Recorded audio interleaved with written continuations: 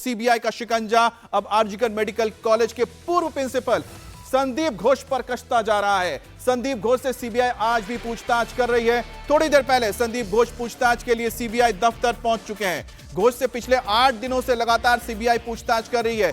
करीब करीब 100 घंटे से ज्यादा पूछताछ हो चुकी है, लेकिन अभी भी सीबीआई को अपने सवालों के जवाब नहीं मिले हैं। खबर यह भी है कि सीबीआई आज संदीप घोष का पॉलीग्राफी टेस्ट भी करवा सकती है। सीबीआई ने अपने दफ्तर में पॉलीग्राफी टेस्ट की तैयारी शुरू कर दी है। मशीनें मंगा ली गई हैं। संदीप घोष के अलावा 6 और लोगों का पॉलीग्राफी टेस्ट होगा, जिनमें से तो 4 ट्रेनी डॉक्टर्स हैं जिन्होंने वारदात की रात को बेटी से, जो पीड़ित बेटी थी, उसके साथ डिनर किया था, जिसके बाद से अब उनसे भी पूछा जाएगा आखिरकार उस रात क्या हुआ था। इसके अलावा एक और सिविल वॉलंटियर है जिसका भी पॉलीग्राफी टेस्ट होगा। जिन 7 लोगों का सीबीआई पॉलीग्राफी टेस्ट होने जा रहा है, उनका इस वारदात से क्या कनेक्शन है वो भी आपको हम बताने जा रहे हैं। अब देखिए पॉलीग्राफी टेस्ट किसका होने जा रहा है। संजय राय रेप का ये मुख्य आरोपी है, मर्डर का मुख्य आरोपी है। दूसरा जो शख्स है वो आरजीकर हॉस्पिटल का पूर्व प्रिंसिपल है, जिसके ऊपर गंभीर आरोप लगे हैं कि इसने मामले को दबाने की, बदलने की, गुमराह करने की कोशिश की। सिविक वॉलंटियर जो संजय राय का राजदार है, यह भी कई सारे सवालों के जवाब देगा। इसका भी टेस्ट होने जा रहा है, पॉलीग्राफी टेस्ट। और साथ ही 4 वो ट्रेनी डॉक्टर जिन्होंने पीड़िता के साथ रात को डिनर किया था, उनसे भी सवाल पूछे जाएंगे कि जिस वक्त डिनर कर रहे थे, क्या उस वक्त उन्हें कुछ पता लगा था, उस वक्त जो पीड़िता है क्या बता रही थी, और जब पूरी रात को पीड़िता नजर नहीं आई तो इन लोगों ने क्या पता लगाने की कोशिश नहीं की कि आखिरकार पीड़िता कहां पर है। अब कोलकाता रेप मर्डर केस में एक और बड़ा खुलासा। इंडिया टीवी को वारदात वाले दिन की सीसीटीवी फुटेज मिली है, जिसमें आरोपी संजय राय को आप देख सकते हैं, क्राइम सीन पर मौजूद उसे देख सकते हैं। सीसीटीवी फुटेज में संजय राय सेमिनार हॉल की तरफ जाता हुआ दिख रहा है। फुटेज में नजर आ रहा है कि संजय जब सेमिनार हॉल में घुसता है तो उसके गले में ब्लूटूथ डिवाइस है। यह वही ब्लूटूथ डिवाइस है जिससे पुलिस ने सीन ऑफ क्राइम से बरामद किया था, और ऐसा पहली बार है जब इस घटना के पुख्ता सबूत रिकॉर्ड पर मिले हैं। यह सीसीटीवी फुटेज 9 अगस्त की है और देर रात 3 से लेकर 4 बजे के बीच का बताया जा रहा है। अब देखिए कि इसमें क्राइम सीन में मौजूद आरोपी के पास आपको क्या नजर आता है। यह आरजीकर हॉस्पिटल का कॉरिडोर है जहां पर यह आरोपी संजय राय दिख रहा है। अब देखिए इसने जो कपड़े पहन रखे, जींस और टी शर्ट इसने पहन रखा है। सबसे महत्वपूर्ण, इसके गले में जो ब्लूटूथ डिवाइस नजर आ रहा है, यह ब्लूटूथ डिवाइस अभी इसको आपको नजर आ रहा है, लेकिन जब बाद में यह निकलता हुआ नजर आएगा इस क्राइम सीन से तो उसके गले में यह ब्लूटूथ नजर नहीं आता है डिवाइस। और इसी को ही एक बहुत बड़ा सबूत माना जा रहा है, क्योंकि यह ब्लूटूथ डिवाइस जो आप देख रहे हैं गले में, यह सेमिनार हॉल से पुलिस ने बरामद किया था, और साथ ही साथ हेलमेट भी हाथ में है पुलिस के। तो कुल मिलाकर यह जो फुटेज है बहुत ही अहम एक सबूत है इस आरोपी के खिलाफ। अब कोलकाता रेप मर्डर केस में गिरफ्तार होने के बाद आरोपी संजय राय की अब कुंडली भी खुलने लगी है। इलाके में उसने अपनी दहशत कायम रखी थी। उसकी हरकतों की वजह से उससे कोई बात नहीं करता था।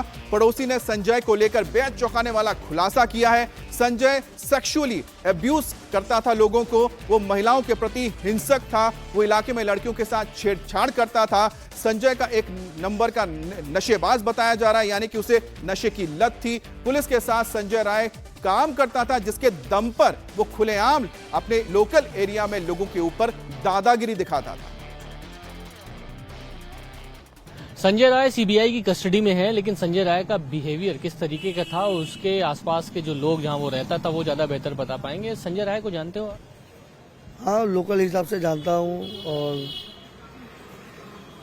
कैसा आदमी था, क्या था? वो सेल्फ सेंट्रिक था, कुछ दिनों से रह रहा है। इससे पहले वो मतलब बहुतों का पैसा लेके नहीं दिया, कमिटमेंट किया, समय पे नहीं दे रहा है। अब फिर फ्रॉड भी था, चीटर भी है, और सेक्स के प्रति बहुत ही ईगर रहता था। मॉलेस्टेशन करना उसको अच्छा लगता था। छेड़छाड़ करता था क्या लड़कियों से? हाँ, इव टीजिंग करता था, टोंट करता था। हाँ, यहाँ पे अदर्स में मौका मिले तो करता था। डरता नहीं था क्या किसी से? क्या पुलिस में सिविल वॉलंटियर था इसलिए डरता नहीं था? उसके अंदर गट्स था, गट्स था। पत्नियों को भी मारता पीटता था, अपनी पत्नी को? हाँ, वायलेंस में वो एक नंबर पे था। क्यों ऐसा क्यों? ये उसका नेचर था। नेचर था तो पत्नी को क्या बहुत मारता पीटता था?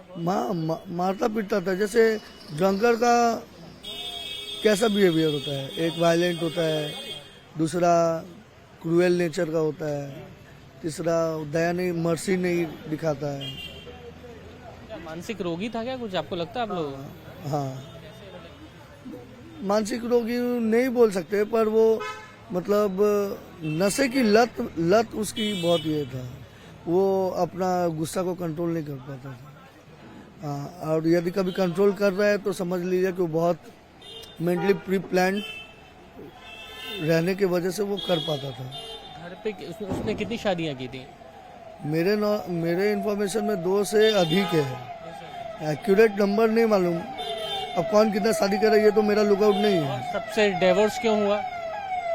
जाहिर सी बात है, खाना नहीं देंगे, पीना नहीं देंगे, टॉर्चर करेंगे, तो आज के जनरेशन में लड़कियां रहती नहीं है। सेक्सुअली अब्यूज और वायलेटेड था क्या वो? हाँ हाँ, अप्रोच करता था वो गलत चीज़ों के लिए। उसके अंदर डर इस बात का नहीं होता था कि उसको पुलिस पकड़ लेगी? क्यों? उसका ऊपर में सुपीरियर रहता था, जो कभी भी किसी तरह का वारदात होता था उसको नलीफाई कर दिया जाता था ऊपर लोगों में। अब पीड़ित लेडी डॉक्टर के माता पिता वारदात के बाद से अस्पताल के प्रशासन के ऊपर गंभीर आरोप लगा रहे हैं, लापरवाही बरतने की बात कर रहे हैं। हमारे संवाददाता मनीष भट्टाचार्य ने पीड़ित के परिवार वालों से बात की। सुनिए अस्पताल प्रशासन को लेकर माता पिता ने क्या क्या बातें कही हैं। 8:15 से हमसे रात 11:15 से उसको फोन किया था। वो बात हुआ रात 2:03 पर भी वो व्हाट्सएप चैट किया है मेरा भागना का लड़का नाती के साथ। हमारा नाती है, उसका भाईपो है, तो भाईपो साथ 2:03 पे भी बात हुआ था। उसका बाद क्या हुआ क्या नहीं हुआ, हॉस्पिटल इधर से तो बहुत दूर है, हम तो नहीं जानते। सुबह उसका माँ 8:30 बजे फोन किया था, हम घर में नहीं थे, शुक्रवार में सुबह में। तो जब फोन किया था लड़की फोन नहीं उठाया। 10:53 पर हम घर में जब आया तब मेरा फोन में फोन आया, आपका लड़की का तबीयत खराब है, आप लोग जल्दी चलाएंगे। हम लोग बार बार पूछे क्या हुआ। वो लोग कुछ ऐसा कोई अच्छा बात नहीं बोला।